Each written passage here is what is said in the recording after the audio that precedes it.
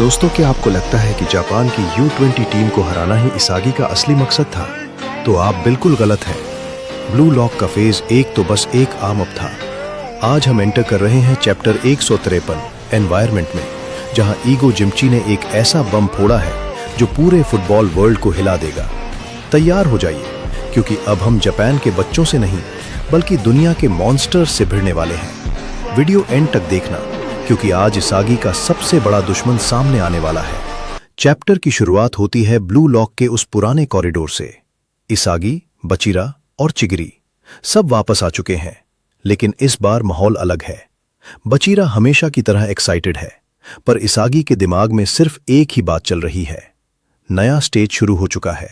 इनकी आंखों में वो भूख दिख रही है जो सिर्फ एक ट्रू ईगोइस्ट में होती है।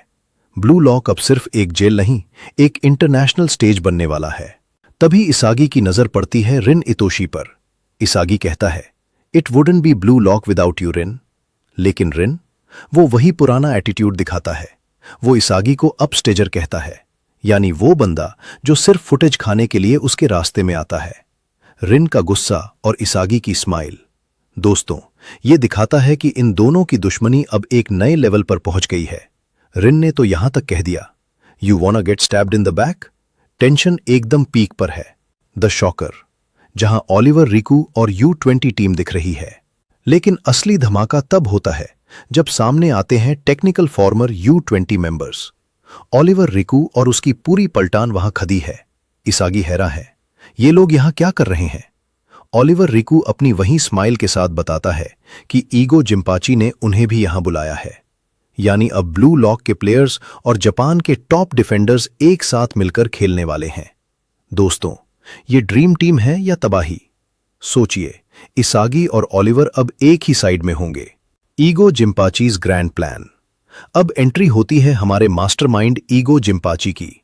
वो सबको लंप्स ऑफ टैलेंट कहता है।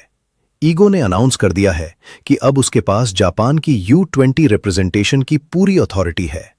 वो एक बहुत डीप बात बोलता है, एनवायरनमेंट। वो कहता है कि अगर आपको बदलना है तो अपना माहौल बदलना होगा। इसीलिए वो ब्लू लॉक के प्लेयर्स को दुनिया के हेल फायर में झोंकने वाला है।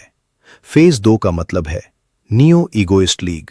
5 देश, 5 अलग फिलॉसफीज। इंग्लैंड, स्पीड और फिजिकलिटी। स्पेन, क्रिएटिविटी और ड्रिबलिंग। इटली, स्ट्रैटेजी और डिफेंस। फ्रांस, इंडिविजुअल टैलेंट और मनी। जर्मनी, रैशनैलिटी और लॉजिक। इसागी बिना वक्त गवाए जर्मनी चुनता है। क्यों? क्योंकि वहां उसका आइडल नोएल नोआ खेलता है। इसागी को लगता है कि नोआ से सीखकर वो दुनिया का बेस्ट स्ट्राइकर बन जाएगा। लेकिन दोस्तों, यहीं पर ब्लू लॉक का सबसे बड़ा ट्विस्ट आता है। जर्मनी का सिस्टम इमोशन पर नहीं, सिर्फ रिजल्ट्स पर चलता है। इसागी को अभी पता नहीं है कि वहां उसका सामना माइकल काइजर से होने वाला है, जो उसे जीते जी मारने की कोशिश करेगा। तो भाइयों, ये था चैप्टर 153। अब एटिया है चैप्टर 154, मास्टर। दोस्तों, क्या आपने कभी सोचा है कि जब एक बच्चा किसी भगवान के सामने खड़ा होता है तो उसे कैसा महसूस होता है? ब्लू लॉक के चैप्टर 154 में इसागी योइची के साथ बिल्कुल वही होने वाला है। आज इसागी अपने आइडल, दुनिया के नंबर 1 स्ट्राइकर नोएल नोआ के सामने खड़ा है। लेकिन क्या नोआ उसे गले लगाएंगे या फिर इसागी का गुरूर मिट्टी में मिला देंगे? आज की वीडियो में हम चैप्टर 154 के हर एक पैनल को डिकोड करेंगे। वीडियो पूरी देखना, क्योंकि आज ईगो को रियलिटी का आईना दिखने वाला है। चैप्टर शुरू होता है जर्मनी के बास्टर्ड मुनिखेन ट्रेनिंग ग्राउंड से। इसागी और बाकी ब्लू लॉक प्लेयर्स वहां एंटर करते हैं। यहां का माहौल ब्लू लॉक से बिल्कुल अलग है। यहां की हवा में रैशनैलिटी है। इसागी नोटिस करता है कि यहां के प्लेयर्स रोबोटिक एफिशिएंसी के साथ ट्रेनिंग कर रहे हैं। उनके चेहरे पर कोई इमोशन नहीं है, सिर्फ एक मकसद है, परफेक्शन। और फिर एंट्री होती है उस बंदे की जिसके लिए इसागी ने जर्मनी चुना था, नोएल नोआ। दोस्तों, नोआ का ऑरा इतना कोल्ड है कि स्क्रीन से ही ठंडक महसूस होती है। इसागी उसे देखकर हैरान है। वो नोआ के पास जाता है, उसकी आंखों में एक उम्मीद है। लेकिन नोआ का पहला सेंटेंस ही इसागी के सपने तोड़ देता है। वो कहता है, मुझे फर्क नहीं पड़ता तुम कौन हो, यहां सिर्फ रिजल्ट्स बोलते हैं। नोएल नोआ ने साफ कर दिया कि वो कोई टीचर नहीं बल्कि एक मास्टर है जिसे सिर्फ बेस्ट खिलाड़ी, क्योंकि आज इसागी को पता चलेगा कि वो इस नए नरक में सिर्फ एक साइड एक्टर है। वीडियो पूरी देखना, क्योंकि काइजर का इंपैक्ट आपके दिमाग के पोर्स हिला देगा। चैप्टर शुरू होता है ट्रेनिंग ग्राउंड पर। इसागी नोएल नोआ के रैशनैलिटी वाले लॉजिक को समझने की कोशिश कर रहा है।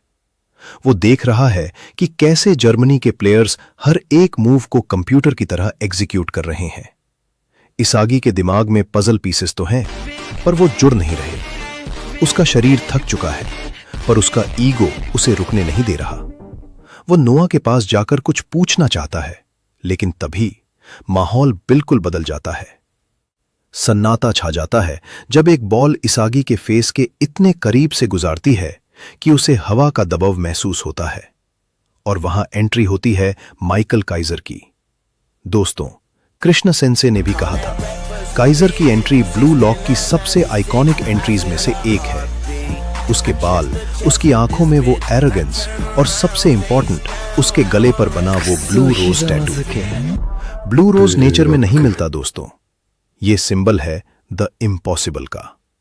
काइजर यहां दिखाने आया है कि वो सब कर सकता है जो इसागी के लिए सिर्फ एक सपना है।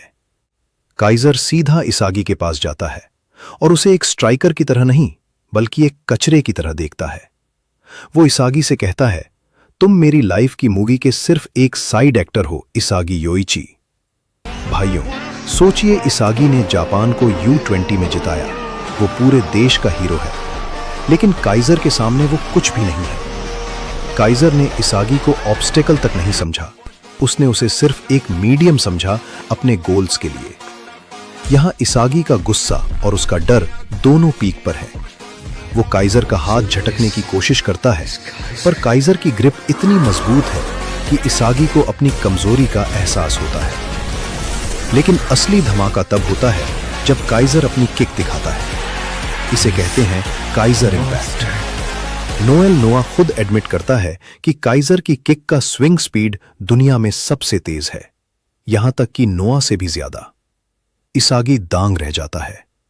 वो सोच रहा था कि वो नोआ को हराकर नंबर 1 बनेगा, पर यहां तो नोआ से भी तेज दुश्मन बैठा है।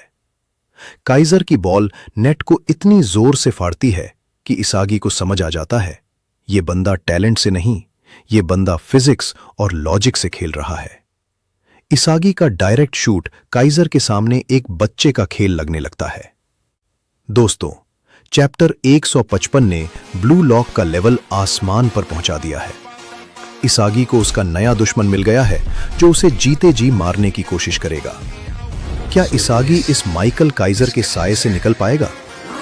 अगला पार्ट, चैप्टर 156, इससे भी ज्यादा खतरनाक है, क्योंकि वहां मैच शुरू होगा और इसागी को सबसे बड़ी बेइज्जती झेलनी पड़ेगी। अगर आपको काइजर की ये एंट्री पसंद आई तो कमेंट में लिखें काइजर